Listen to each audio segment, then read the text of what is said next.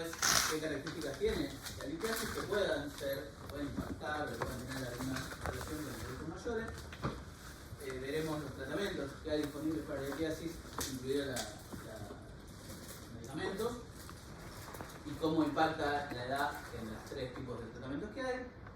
Un algoritmo de manejo. Vamos a tener después un espacio para sus preguntas, y después les quiero dejar mi conclusión.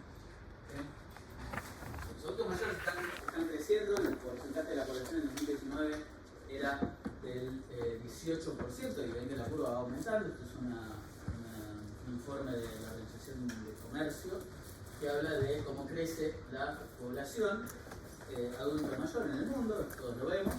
Y este estudio de las Naciones Unidas del 2013 es muy interesante, porque acá lo que hicieron es analizar qué edad tenía la gente que moría, cuando moría, según el año. Y hicieron esta evaluación entre el año 50 y 55. La columna de la izquierda ven el promedio mundial, y fíjense la mortalidad infantil que había en los años 50. 45% de la gente que moría tenía menos de 14 años en todo el mundo, ¿sí? La columna de Latinoamérica es más o menos, un poquito más, pero más o menos el promedio mundial. Europa y Estados Unidos tenían un 50, un 54% de los muertos totales en este periodo dentro de lo que es la población adulta mayor. Cuando hacemos estos mismos números en 2005 y 2010, fíjense la mortalidad infantil cómo bajó, y en los países desarrollados, en Europa y Estados Unidos, casi el 75% de la gente que fallece está dentro del grupo etario que estamos viendo ahora. En Latinoamérica es un poco menos, 54%, pero bueno, y fíjense la mortalidad infantil en Europa y Estados Unidos, menos del 1%. Es decir, primera cosa, con la población mayor se muere, todos lo sabemos, pero es una manera gráfica de verlo. Antes se moría más la gente más joven, con la evolución de los tratamientos, con la mayor expectativa de vida. Los que se mueren son ancianos.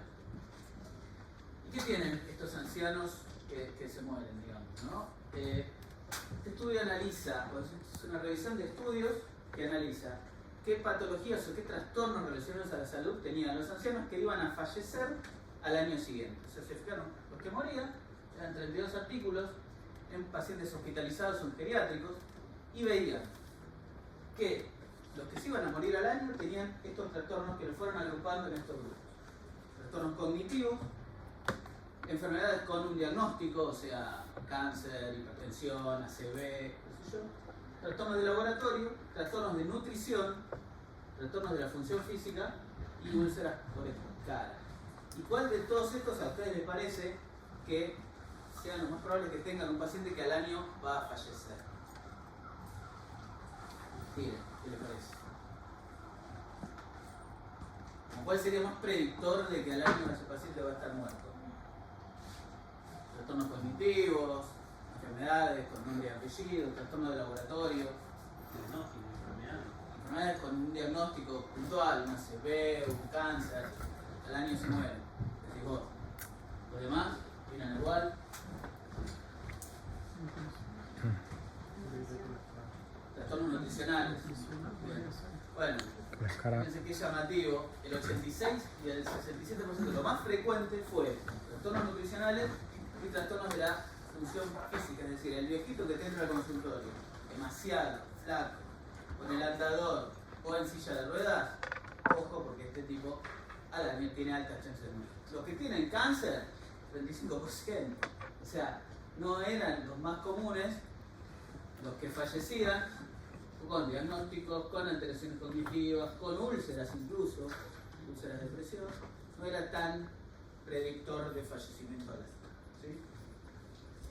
¿Y qué tienen los adultos mayores? Nosotros recordamos el caso del abuelo Simpson, que tuvo el reventamiento riñonal por no dejarlo orinar el hijo, y Homero en ese capítulo dice, bueno, son cosas de la edad, es bello de algún modo, y el médico le saca el urograma y le dice, no, este urograma se le hizo ayer.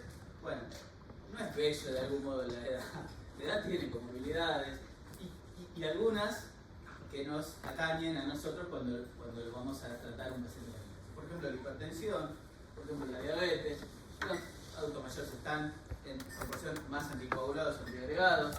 Tienen dolores crónicos, y ya vamos a ver cómo todas estas cuestiones que tienen los adultos mayores inciden en la litiasis, o tenemos que evaluar cuando vemos un paciente con litiasis. Y después, este mismo informe de las Naciones Unidas hablaba de los 4 gigantes de la geriatría, que sin ser enfermedades, sin ser mortales, generan mucho trastorno. El deterioro cognitivo, la incontinencia de orina, la depresión y las caídas. Estas 4 cuestiones que los adultos mayores tienen con gran frecuencia, nosotros tenemos que tenerlas en cuenta cuando vamos a tratar una litiasis. Este trabajo, un poquito viejo, pero bueno, estamos viendo viejos, es de Marshall Stoller, y analizaron los estudios metabólicos que le hacían a una población muy grande de pacientes, 6.000 pacientes, y analizaron cuáles de todos estos eran adultos mayores, y ven que no es tan frecuente. 12% de ese grupo de pacientes, hiperseleccionado, ¿no? Los estudios metabólicos de pacientes con litiasis, pero bueno, solamente un 12% eran pacientes mayores de 65 años. Pero algunas cosas son muy interesantes. Por ejemplo, tenían varios episodios de litiasis, lo mismo que los jóvenes. Analizaron los 2 grupos, ¿no? Los jóvenes versus viejos. Y tenían la misma recidiva los adultos mayores que los jóvenes. Pero solamente un 10% tuvieron un primer episodio de grandes, de mayores de 65 años. O sea, no es tan común el tipo que te debuta siendo un anciano. En cuanto a los tratamientos, vieron que no había diferencias entre los 2 disponibles en esa época.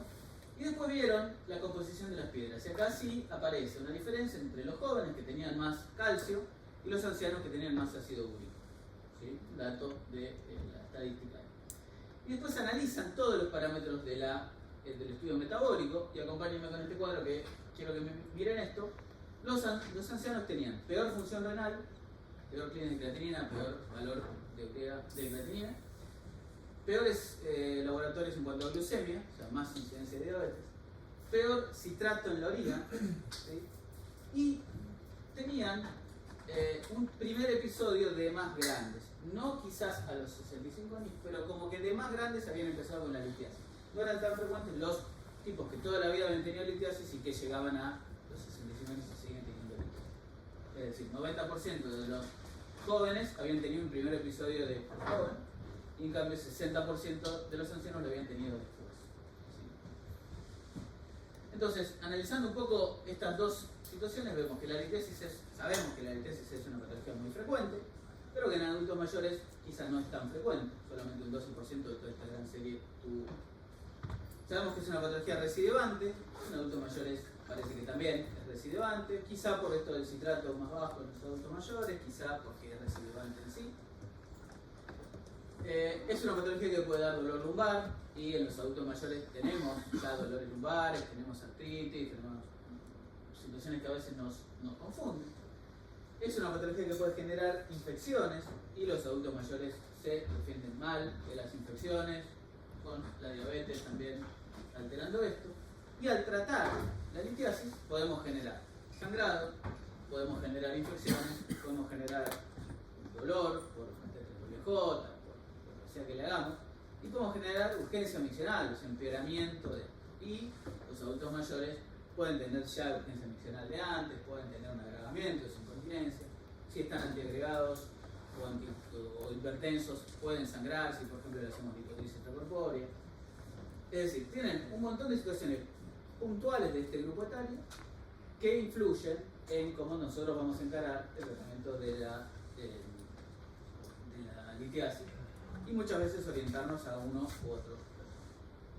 Con respecto a los tratamientos, hay algunos trabajos que nos muestran si es factible hacer cirugía percutánea en ancianos. Este es un trabajo de cálculos coraliformes. Fíjense que es sencillo, ¿no? 76 pacientes operados de litiasis coraliforme, tenían 32 mayores de 70 y el resto menores de 70, y lo publican. No es una gran casuística, pero bueno, no hay mucho de esto, viste que ahora los chinos hacen revisiones sistemáticas de todo, cada cosa que buscas hay una revisión sistemática. Bueno, de esto, puntualmente de esto no hay. Vieron, sí, en los trabajos estos comparativos, que tenían la misma tasa libre de cálculos, el mismo tamaño operatorio, las mismas complicaciones. Es decir, no había mucha diferencia entre el grupo de pacientes operados arriba de 70 años o menos de 70 años. Y estos sí tenían, bueno, obviamente peor score de ASA, tenían más comorbilidades, más transfusiones quizás requirieron, pero no encontraron diferencias con respecto a la edad en un análisis multivariado. Es decir, la edad no fue para ellos un factor que empeorara nada, porque de hecho les dio lo mismo, las complicaciones y la tasa libre de cálculo. Y estos trabajos ya son octogenarios, también. 33 pacientes versus la cohorte de jóvenes, este es el grupo de Smith, o sea, un grupo de altísimo volumen. También peor ASA, más comorbilidades, peor función renal, pero misma tasa libre de cálculos, misma estadía hospitalaria, y la edad no fue tampoco un factor. Así que vemos que aparentemente para pincharlos, podríamos pincharlos así como pinchamos a los jóvenes, sin que por la edad sola nos represente una mayor movilidad ni una peor tasa libre de cálculos. ¿Qué pasa con la flexible? Este trabajo analiza 1.750 pacientes, a los cuales un grupo tienen mayores de 60 años y otros menores. Lo mismo, encontraron peor ASA, encontraron menor Body Mass Index, quizás referido a esto de que hay trastornos nutricionales en pacientes de edad, y encontraron más mujeres, porque probablemente también la población sea más frecuente, que haya más mujeres en este grupo poblacional, pero no tuvieron diferencias en la tasa libre de cálculo ni en las complicaciones, y cuando hicieron el análisis multivariado, vieron que lo que predecía las complicaciones era la presencia de litiasis residual y el tamaño, el tiempo operatorio, el tamaño de piel. ¿Sí?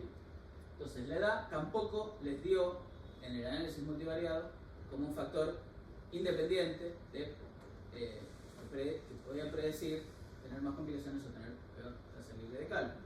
¿Sí? Entonces el FIDEO también pueden recibirlo los adultos mayores. Y este otro trabajo compara dos poblaciones, adultos mayores, a los cuales le hacen ureteroscopía y a los cuales le hacen cirugía intrarenal retrógrada, son todos adultos mayores en este trabajo, y ven que eran 89 le hicieron percutánea, 77 le hicieron flexible, eran cálculos grandes, 2 y pico centímetros en la percutánea y 19 milímetros en la flexible, sin diferencias. Y lo que sí encontraron diferencias es en estadio hospitalaria, en complicaciones y en tasa libre de cálculos. Estadio hospitalaria y complicaciones más frecuentes en la percutánea, tasa libre de cálculos mejor en la percutánea. Y lo que dicen en la conclusión es que estos valores, que son distintos entre los dos grupos, son lo que está referido por el tratamiento en sí, no por la edad. ¿Sí? No impresiona tener que ver la edad específicamente en peores resultados, ¿sí? Ni para la percutánea, ni para la flexible, ni en las diferencias encontradas entre los grupos. O sea, cuando analizamos sin importar la edad, sabemos que la percutánea tiene más complicaciones, sabemos que la percutánea se transfunde más, pero que tiene mejor tasa libre de cálculos para este tipo de piedra. Bueno, lo mismo pasó con los adultos mayores. Y finalmente, ¿qué hacemos con la litotricia extracorpórea? Este trabajo también lo estudia, son 444 pacientes mayores de 60 años, a los cuales le hacen litotricia extracorpórea. 55% tenían comorbilidades, frecuente e importante, hipertensos y diabéticos eran las comorbilidades más comunes. Encontraron 6% de complicaciones, bueno, cayelitiasis, los hematomas, la verdad que son los mismos números que se reportan en la litotricia extracorpórea para cualquier edad. Sí, esto es interesante mencionar y viene a colación de lo que dijimos del deterioro cognitivo. Siempre tenemos que tener presente que los adultos mayores, si los sometemos a cualquier tratamiento, una litotricia extracorpórea, les puede desencadenar un episodio confusional o empeorar una demencia que ya tenía una cirugía, obviamente, una internación, una percutánea con días de internación, mucho más, pero incluso una extracorpórea puede afectar. La tasa libre de cálculo del 68% y de los factores, en este caso predictivos de la tasa libre de cálculo, fueron los de cualquier litotricia, localización y tamaño de la piedra. No, nuevamente, la edad no fue un factor independiente. Así que aparentemente golpear a los ancianos parece ser una buena idea en algunas situaciones, en otras situaciones no creo que sea tan buena, pero si tienen piedras puede venir bien. ¿Qué pasa con los medicamentos que usamos a veces para manejar los cólicos renales? Bueno, lo que más se usan son los antiinflamatorios no esteroideos, y estos en la población de adultos mayores tienen mucha más toxicidad gastrointestinal. Entonces recuerden que si le dan ketorolac, si le dan diclofenac, denle un protector gástrico porque los ancianos tienen más toxicidad gastrointestinal. Tengamos precaución con la toxicidad renal, que estas drogas generan en toda la población, pero más en la de ancianos.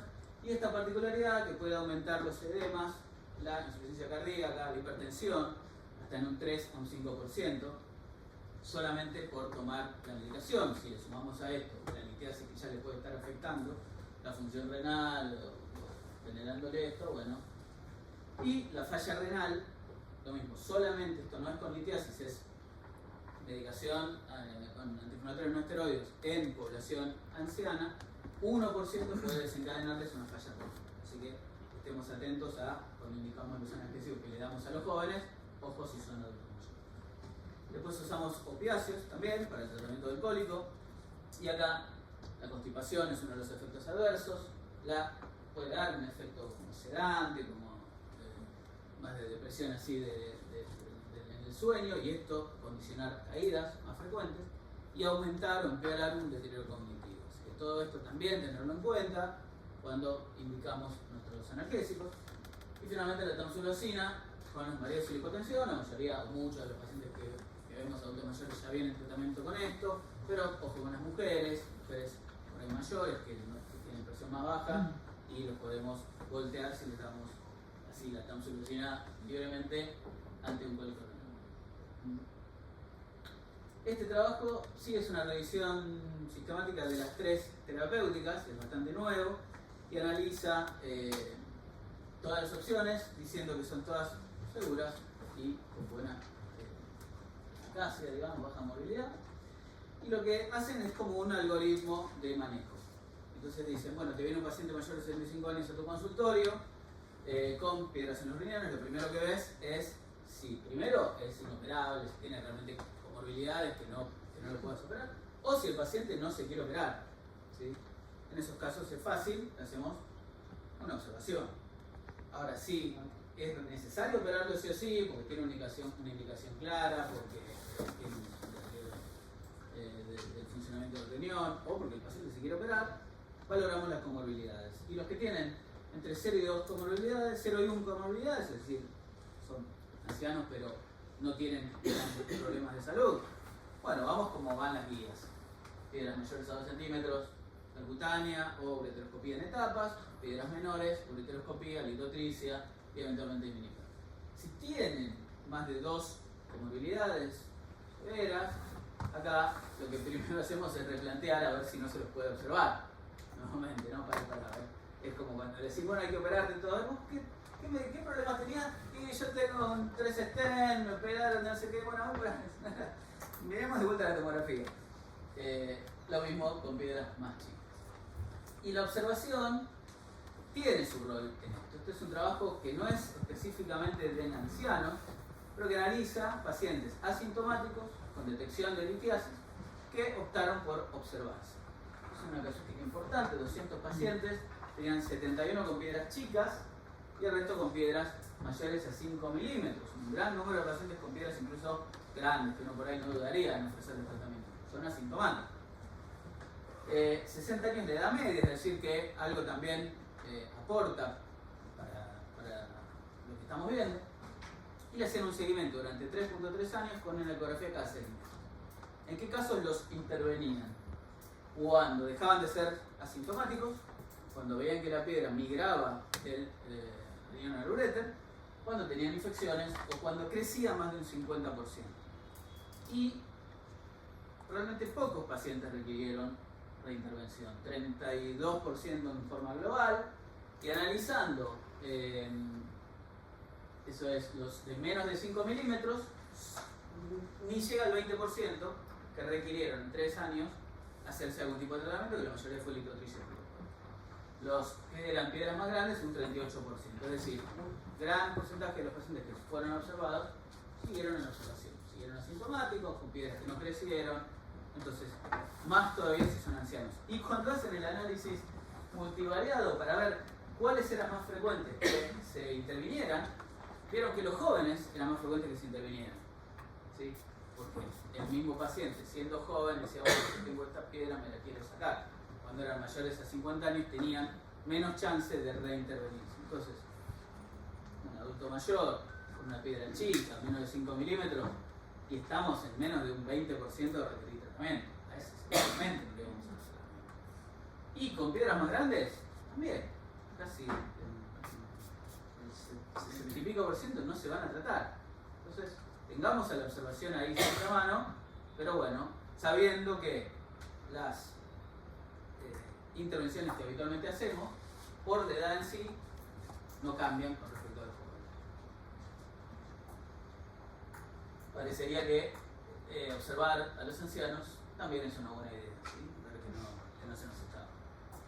Entonces, con respecto al manejo, algo coherente es, bueno, evaluar al paciente más por las comorbilidades que por la edad en sí, evaluar cuál es la indicación para elegir la terapéutica, si tiene indicación de percutánea, adelante con la percutánea, no por ser anciano decir no, este mejor no le hagamos percutánea. Si lo vamos a medicar, tengamos presente las complicaciones que genera la medicación, y específicamente en este grupo más todavía. Y si tenemos comorbilidades, consideremos la expectancia, que la expectancia tiene sustento bibliográfico y sustento en la práctica de que han de generar bien. Y obviamente siempre es una decisión en conjunto de pacientes y sus familiares. ¿Tienen alguna pregunta con respecto a esta población en general?